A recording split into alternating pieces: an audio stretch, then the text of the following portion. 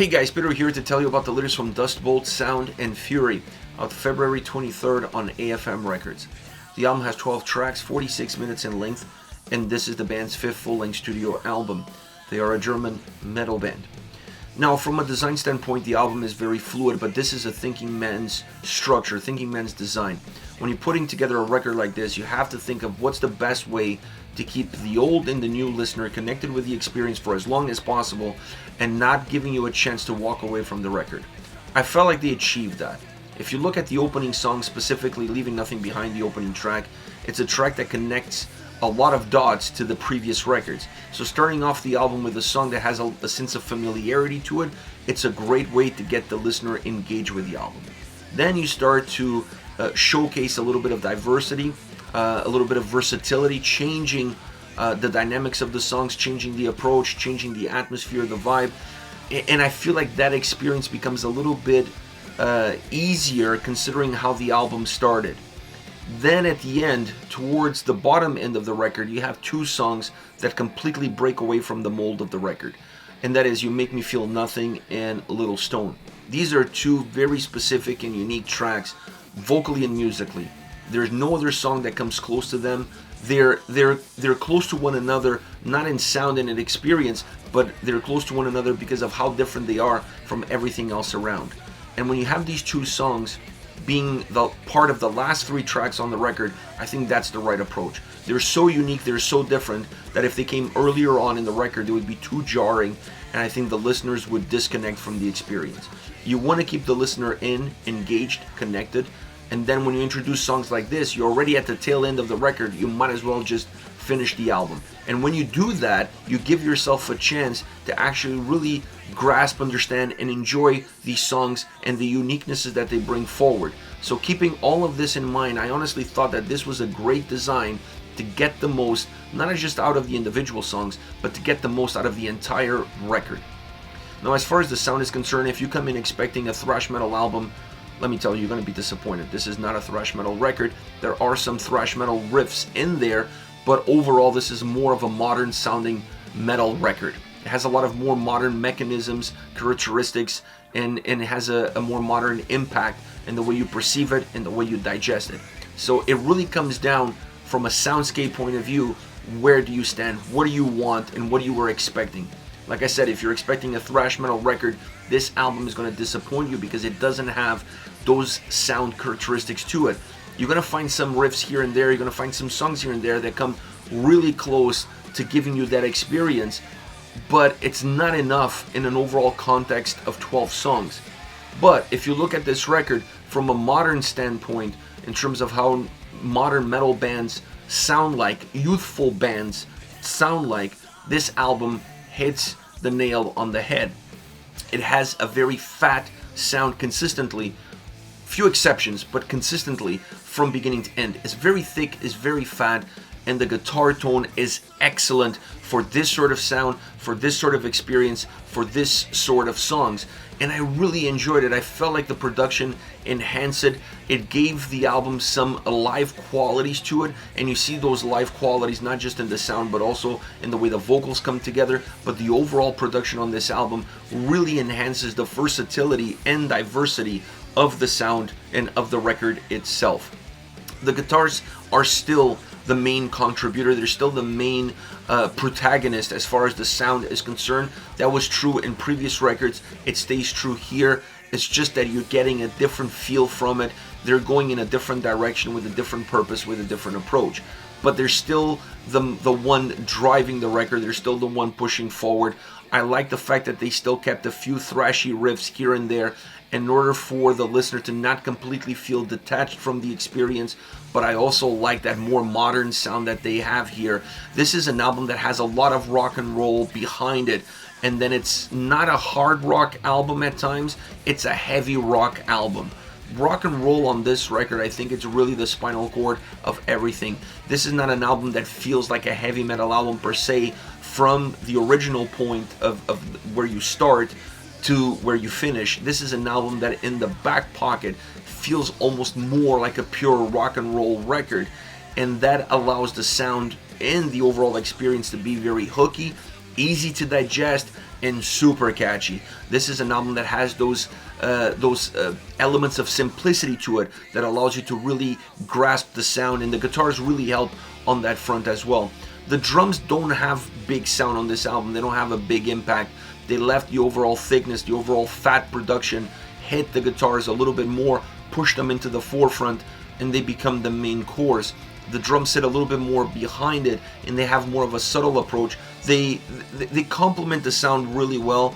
They make the sound feel full, but they don't have that over-the-top experience. They're not overly heavy. They're a little bit more subdued. They allow the heaviness to really come from the overall production and thickness of the guitars versus coming perhaps from the drums. Vocally, it's an incredible album from that standpoint, because for this sound, for this approach, it was actually a lot more dynamic than I was expecting. I was thinking that maybe they were going to go more with one size fits all from beginning to end, never really changing, never really deviating, because the sound already has so much movement.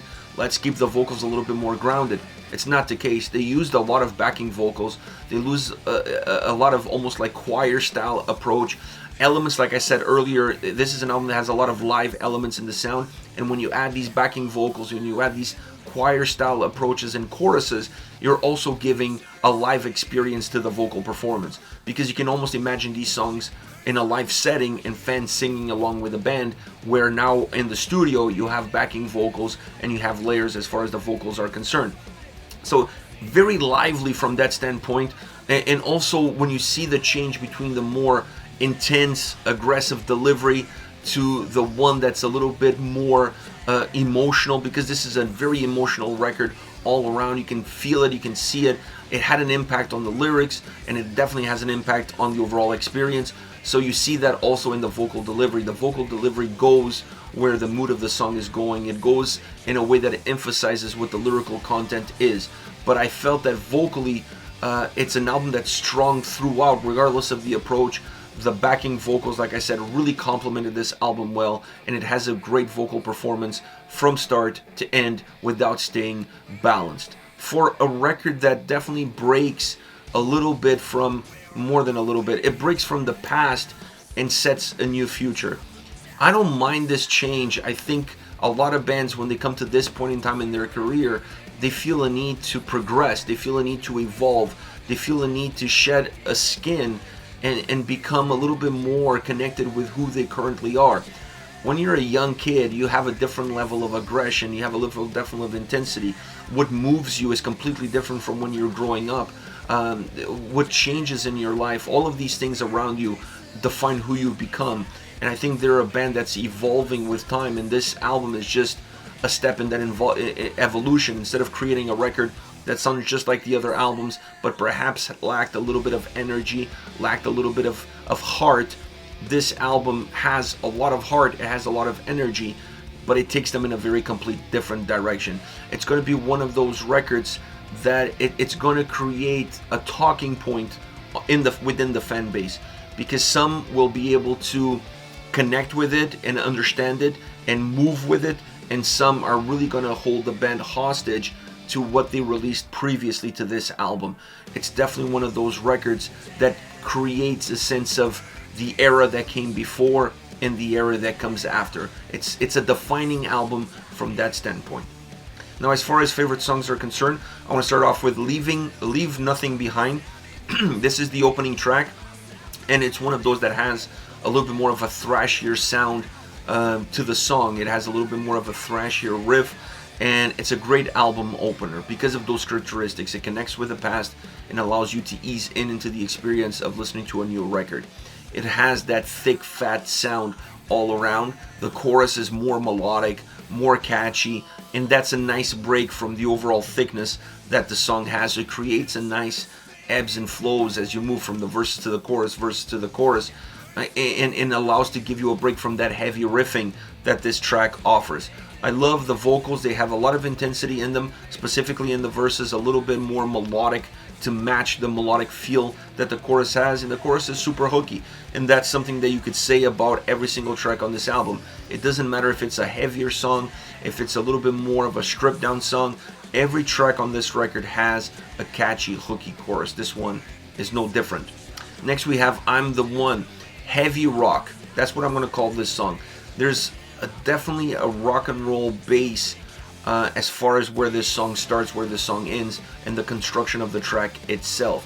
It feels more like a rock song with heavier guitars in it than a heavy song with some rock guitars behind it. It's the other way around. It's a track that has that fat riff sound to it, but that doesn't take anything away from that rock and roll feel that the track has, that the sound offers, and that the vocals make extremely clear from beginning to end. Another track that has that hooky chorus, but a song that brings a 90s, early 90s rock influence into this track. When you listen to this song, if you grew up in the era that I did, bands like Extreme, Ugly Kid Joe come to mind. This track has a little bit of that edginess of Extreme on the heavier side of that band, and it has that youthful intensity that you would used to get from Ugly Kid Joe. So it's a track that brings that early 90s heavy rock sound that it was really hard to categorize under one single umbrella. This track definitely delivers that. It's a reminiscence of that time period. Last but not least, Love and Reality. This is a fun track. The bass is super noticeable on this song. It pops quite a bit, not to the point that you would expect it to become the driving force of the track. This is not a technical song. This is not a progressive song. The bass doesn't have that kind of a role, but you hear it and you feel it more often than not throughout the track, and that adds impact to the way the song comes across. It adds impact to the guitar tone, which I really enjoyed on this song, and it adds an impact to the overall sound experience. Keeping this song thick, fat, from beginning to end allows the track to have still movement, but never really lose its shape. The backing vocals to me, and the vocals overall, is what makes this song stand out. More than the sound. The sound, it's almost there to create the backdrop to what the vocals are delivering. The backing vocals, the choir style vocals, the actual vocal delivery is just really catchy, is just really entertaining, really hooky, really memorable. This is a song that has those heavy elements in it, but those heavy elements take a step back in order for the vocals to take a step forward. Really enjoy that track because it stands out from that standpoint in how it's constructed and obviously in how it's delivered. This is it, Dust Bolt with Sound and Fury, out February 23rd on AFM Records. Let me know your thoughts on the band, on the singles. Hit me up in the comment section, and I'll see you all at the next video.